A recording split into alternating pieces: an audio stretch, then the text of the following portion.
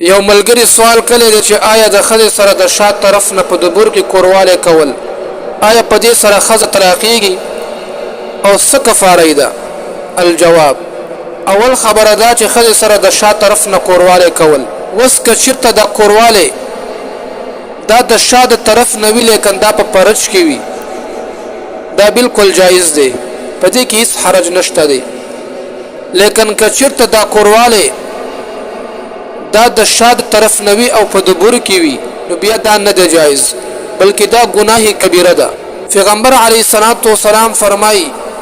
امام احمد بن حنبل رحمه الله دا حدیث راوړی دی او صحیح حدیث دی ملعون من اتمرأة فی دبرها په هغه سړي د الله تعالی لعنت دی چې هغه د خځې سره د دبر د طرف نه کوروالي کوي یو سزا خدا شوله چې دا کس د الله جل شانه د رحمت لری دی او بل حدیث کې راځي چې الله تعالی دغه انسان ته نه ګوري یعنی الله جل شانه دغه انسان ته د رحمت نظر نه کوي نو دا څومره لوی نقصان شو وس چې کومه خزه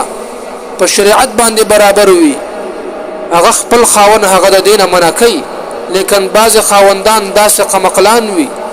کم عقل وي چې هغه خپل خزه په دې باندې مجبوره کوي او هغه ته دمکینه ور کوي چې زبتا طلاق کم زبد مړکما او یا ورته هغه دا بانه کوي چې ما د مولانا تفوس کړی دی او هغه د اجازه را کړی دی بل محترم د خزه حق داده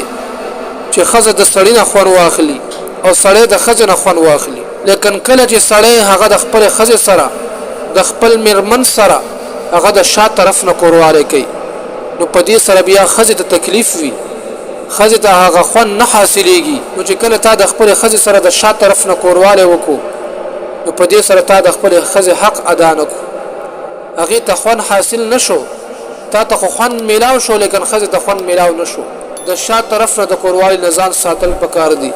بلکې شریعت چې کم زینه خودلې دي او د کم زینه د خون کول حکم کړی دی د هغه زینه خون اخستل پکار دي